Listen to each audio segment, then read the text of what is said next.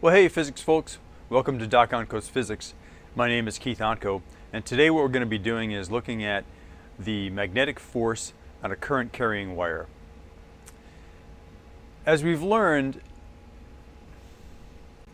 so far, anytime there is a current running through a wire, there's going to be a magnetic field surrounding that wire. Well, if there's a magnetic field surrounding that wire, and then you place that wire in an external magnetic field, those two magnetic fields are going to coincide, right? And they're either going to repel each other or they're going to attract each other. So there's either going to be a repelling force or there's going to be an attracting force. And that's why there is a magnetic force or a force on a current carrying wire that's in a magnetic field. So if I were to take and draw a wire up here,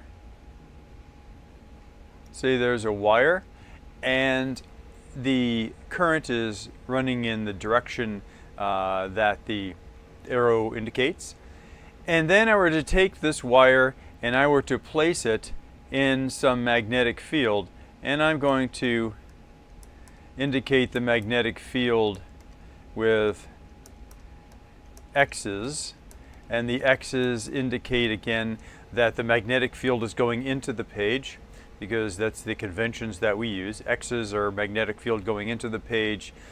Circles with dots are magnetic field coming out of the page. I've got a magnetic field, right, the external magnetic field that's going into the page, that is now going to interact with the magnetic field that is surrounding this wire, right, that is due to the current that's running in the wire. And the equation that we have for this situation, the magnetic force on the current carrying wire, which is FB, is equal to the current running in the wire times the length of the wire that's actually in the magnetic field. Now, it's not the total length of the wire, it's only the part of that wire that's in the magnetic field itself. We don't really care about the rest of the wire.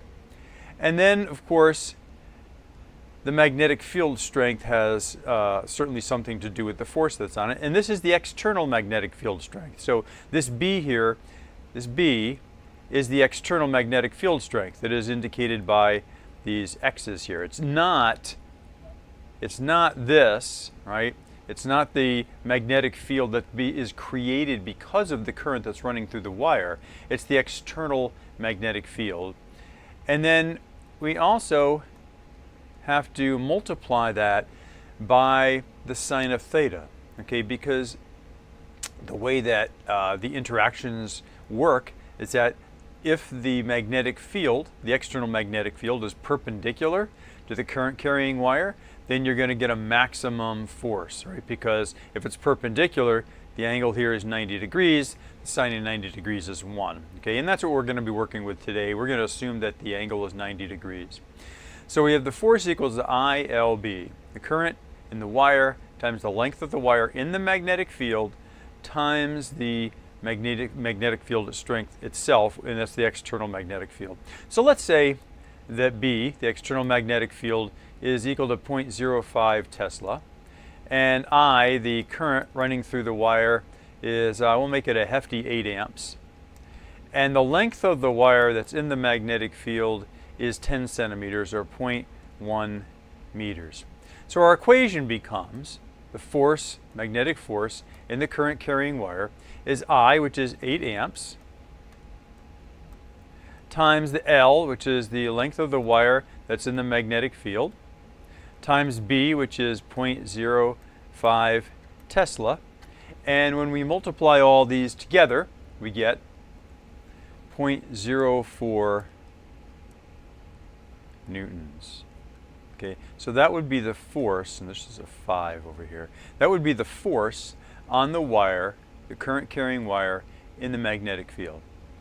Well, I hope that helps, and we'll see you next time.